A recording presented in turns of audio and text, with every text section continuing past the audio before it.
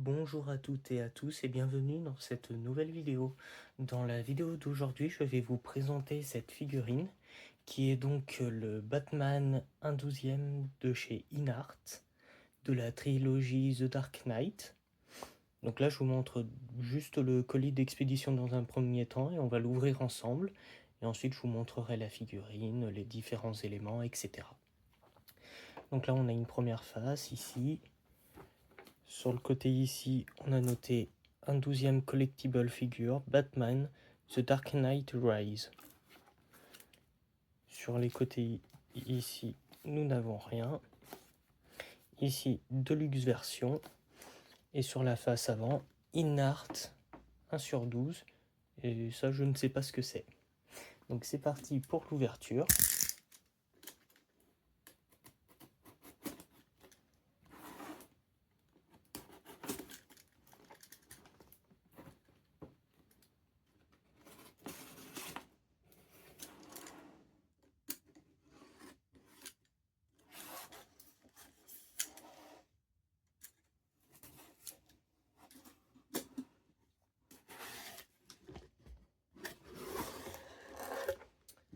Alors, à l'intérieur, nous avons donc un autre carton. Donc, ce qu'il y a de bien, c'est que c'est une double protection en plus de la boîte classique.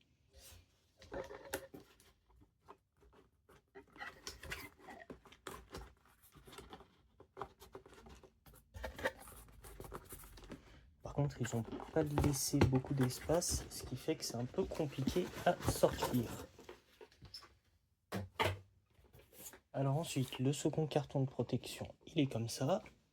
Donc on a noté InArt, excusez-moi, 1/12. Sur le côté ici, Batman The Dark Knight Rise Deluxe version. À l'arrière, en anglais et en chinois, les différentes mentions légales. Sur le côté ici, rien du tout. Au-dessus, un scotch InArt. Sur le dessous, un scotch InArt aussi. Donc c'est parti, on va l'ouvrir, le scotch.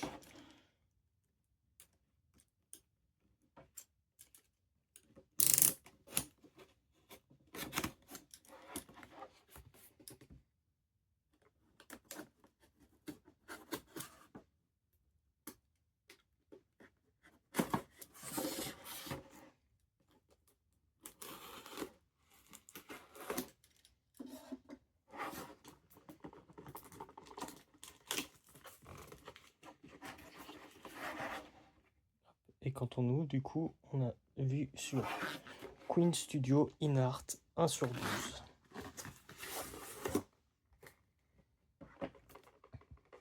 Voici la boîte de la figurine une fois sortie de ces deux cartons de protection.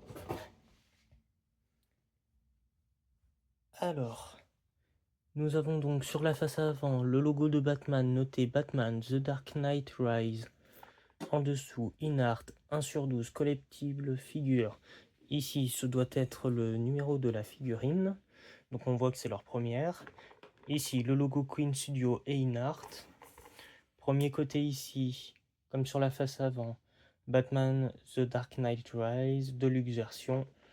Le logo de la trilogie de The Dark Knight.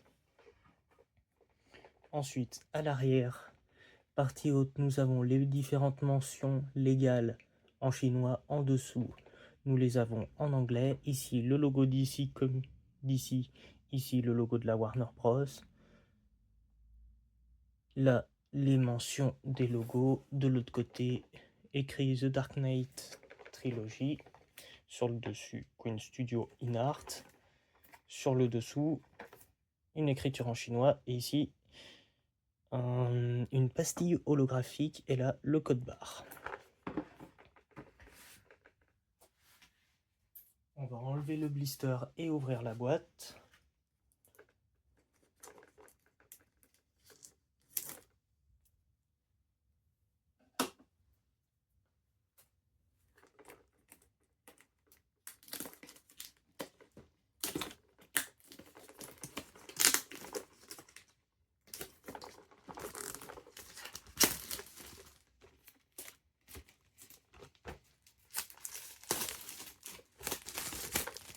Maintenant que nous n'avons plus le blister, on peut voir qu'il y a des petits reliefs. Enfin, pas vraiment des reliefs, mais un imprimé sur la boîte. On dirait des motifs, un peu comme sur du tissu.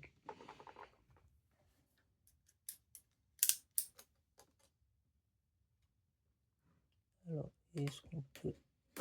Voilà, le scotch est coupé.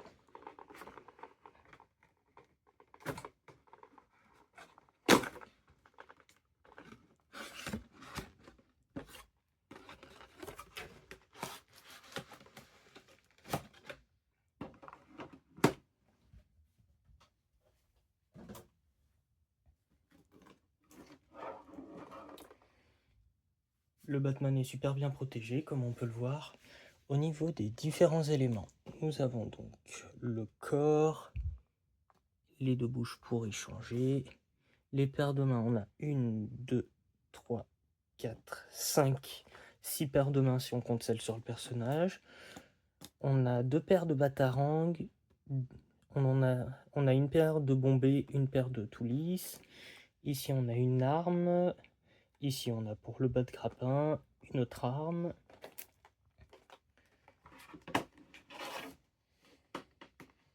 Alors sur le dessous, on a du scotch. On va le couper, ce sera beaucoup plus simple.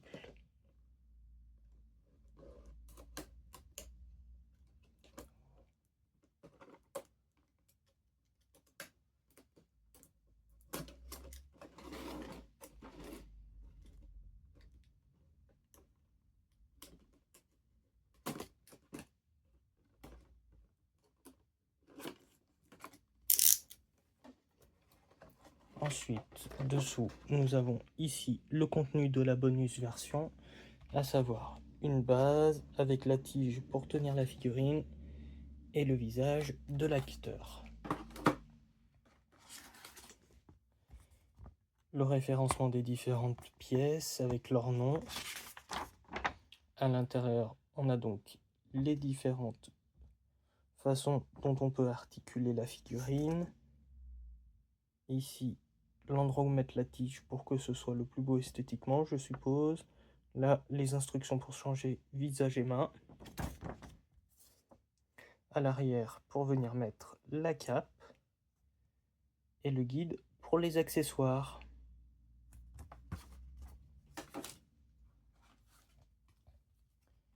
Ici, on a la cape en tissu qui est enfermée là-dedans. À l'intérieur, ils avaient mis des petites cales pour éviter que ça se balade. Et un petit sachet contre l'humidité. Ce qui est plutôt pas mal pour protéger un peu plus la figurine.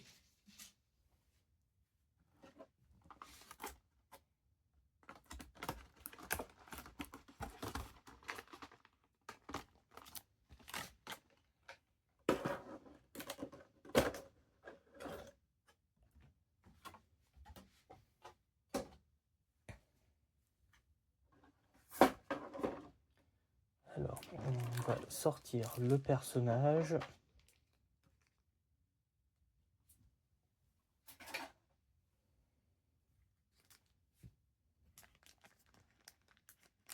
C'est l'heure de révéler la figurine. Et on ne fait pas en dessous.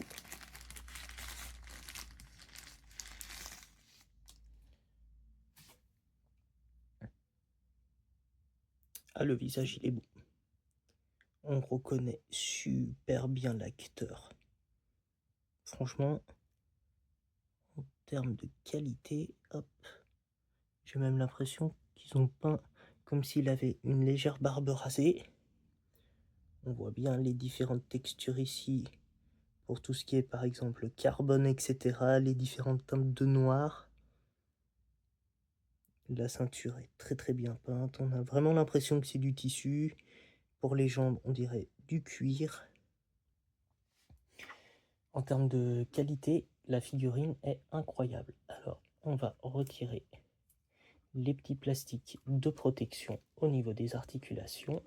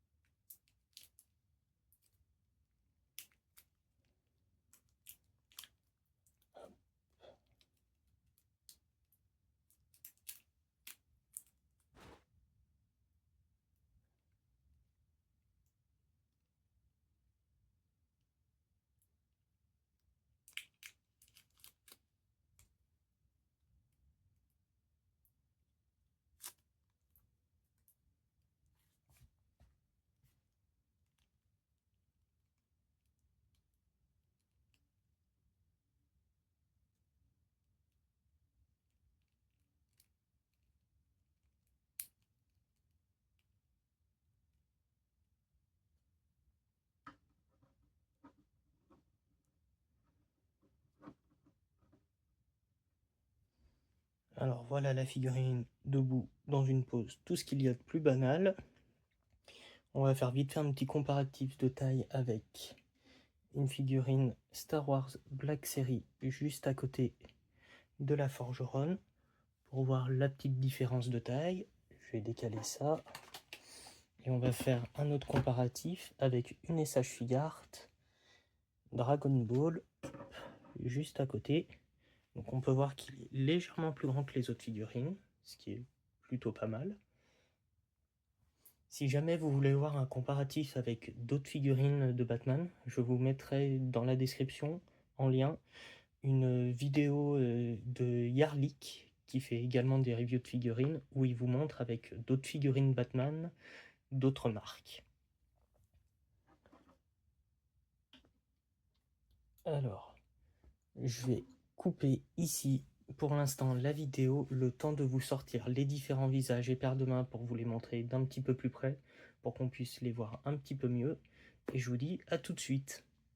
Donc voici les armes avec les différentes paires de mains et accessoires, les différents visages juste ici. On dirait vraiment de la peau, les lèvres sont absolument magnifiques.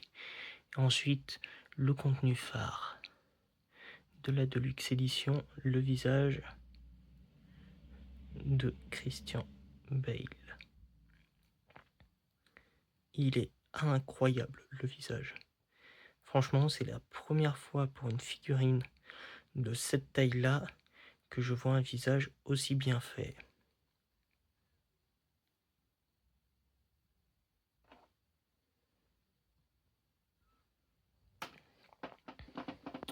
Donc au niveau des mains, on a celle-ci qui est un petit peu ouverte pour venir tenir avec un doigt tendu pour tenir une des différentes armes. On en a une autre ici pour tenir un des bacs d'harangue, une ouverte, une fermée, une grande ouverte. Maintenant, je vais monter la cape en hors-champ, vous montrer 2-3 petites pauses et puis vous faire le bilan sur la figurine.